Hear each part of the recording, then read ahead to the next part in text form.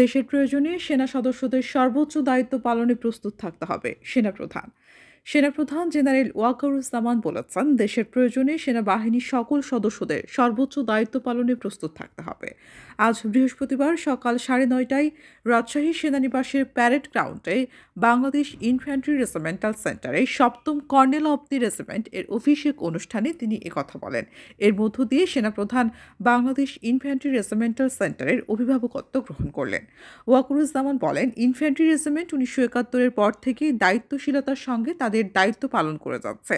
আগামীতে এই রেজিমেন্টকে আরও আধুনিক ও সক্ষম করে গড়ে তোলা হবে বলে জানান তিনি। সেনাপ্রধান আধুনিক যুগোপযোগী প্রশিক্ষণের মাধ্যমে একবিংশ শতাব্দীর চ্যালেঞ্জ মোকাবেলায় সদা প্রস্তুত থাকতে রেজিমেন্টের সব সদস্যদের প্রতি আহ্বান জানান। অনুষ্ঠানে উপস্থিত ছিলেন সেনা সদর বাংলাদেশ ইনফ্যান্ট্রি রেজিমেন্টের ঊর্ধ্বতন কর্মকর্তারা সহ আরও অনেকে। এর আগে রাজশাহী সেনানিবাসের প্যারেড গ্রাউন্ডে সেনাপ্রধান পৌঁছালে তাকে প্রচলিত সামরিক রীতি অনুযায়ী আনুষ্ঠানিকভাবে অভিবাদন জানানো হয়।